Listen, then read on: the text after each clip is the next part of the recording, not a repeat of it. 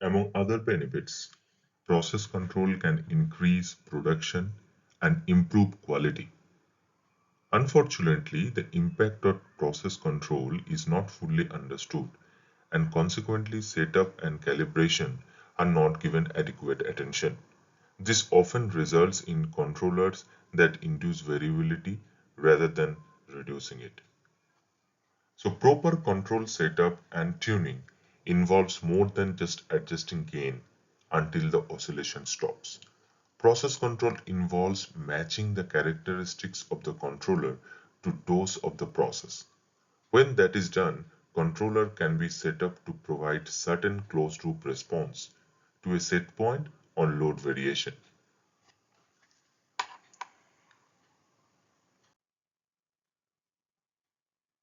There are mainly two methods of loop tuning. One is direct synthesis or no overshoot method, and another is Ziegler Nicholes or 1 by 4 wave decay. So the basic difference between these two methods is in the direct synthesis method, when you give a step input, there is no overshoot. Output will rise and match the set point after some time. But in case of the Ziegler-Nichols method, when there is a step input or bump test is given, there is overshoot and there is decay. Okay, now let's discuss about direct synthesis method or no overshoot method. In the direct synthesis method, as you know, we provide bump test to understand two basic parameters of the process. One is process gain and another is time constant. These two parameters basically provides you or models you the process. Based on these two parameters, you know how the process will behave. And as I said in the beginning, main task of the tuning is to matching your controller parameters with the process parameters. So first you need to know the process parameter, and how you know? You know it through these two particular things. One is process gain and another is time constant. Now, how you get these two parameters? That is through bump test. So every closed loop process will be having one sensor, one controller, and one final element.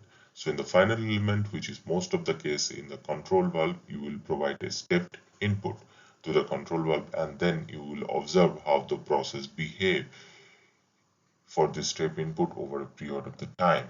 And by this curve, this is the output, how the output or your PV is varying.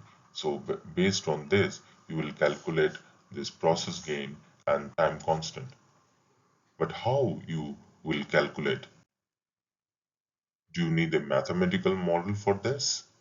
Yes. So if you want to be 100% accurate, then you need mathematical model for every process. But in the real scenario, what happens, most of the processes are similar and they can be approximated to be a first order system. And for this first order system, you need to know only process gain and the time constant to actually represent that model. Now, how to define the process gain? So process gain in the change in the process divided by change in the output. So when you have given a stepped input, how your output changes, how much change is there in the output. So if the change is the process is delta U, and in the out and in the output you have given is delta Y, so delta U by delta Y will be the process gain. Similarly, what is the time constant? Time constant is when you have given a stepped input, how much time it takes for the process output to go to 63.2% from initial beginning, right? So this is how the defined is process constant. But as you have understood, measuring time constant in this way may be difficult because you need to draw a line where the 63.2% and everything. So to make it more easier, what happens is when you give a process input, you see when it starts to change and again when it gets into the steady state. So this is the time difference. If this time difference is t, then t by 4 will be approximated time constant, and this is how normally this is measured. Now, how you will measure it, right? So I'm just giving you one example here. Suppose there is a change in the control valve that is 10% and corresponding change in the output is 25%. So what will be your process gain? Obviously, process gain will be 25 divided by 10. So 2.5 will be your process gain. Just remember here one thing, that this two parameter needs to be in percentage. Often you will find that this parameter, the controller output, this is in percentage, but this variation, this PV versus this time, this will be in some other unit. For example, it may be in the degree centigrade, or if for the case of the temperature, it can be meter cube per hour in case of the flow. So in that case, need to, what you need to do to convert into percentage. So you need to change the measured value divided by the total range, and then you need to multiply it by 100, right, to get the percentage variation.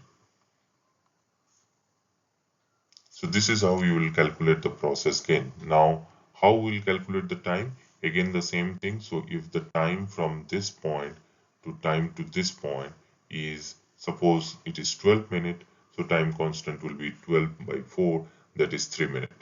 So this is process gain and this is time constant.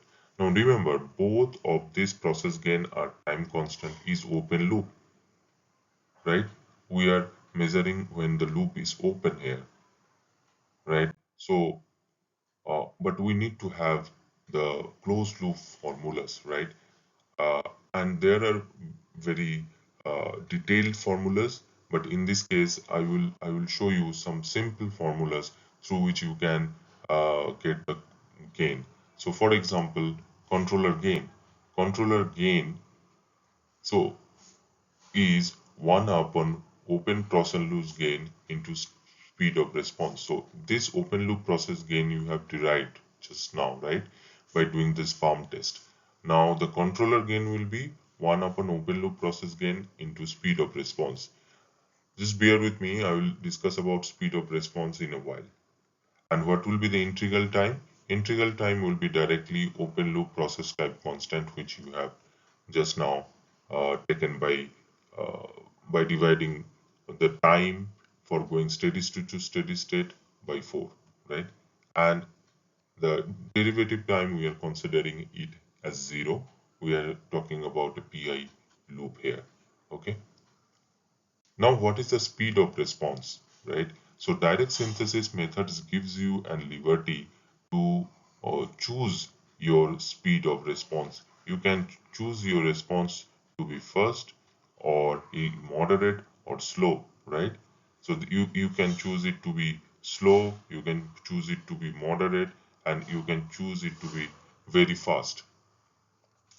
So, and this may depend on the individual how he wants to he or she wants to tune the loop, or again the process requirement. Whether process requirements gives you that the loop needs to be tuned moderately or fast, or it needs to be tuned slow. So based on that, you can make it like this. Speed of response can be 1, 2, and based on that your controller gain will be changing. So if you see the speed of response is 1, Kc will be 1 upon 2. If the speed of response is 2, then you can make it Kp into 2, and similarly Kc will be 1 upon Kp by 3 if speed of response is 3. So depending on this thing, it will change. uh, at the same time, you notice that integral time will not change with the response. So only your gain portion will change, but integral time will remain constant. So this is how you basically tune a loop using the loop tuning method. Hope you have understood the method, and this is the most easiest way to do the loop tuning. And so if you have any difficulty or understanding any portion of the video, just to write in the comment. I will try to explain it in far more detail. Thank you.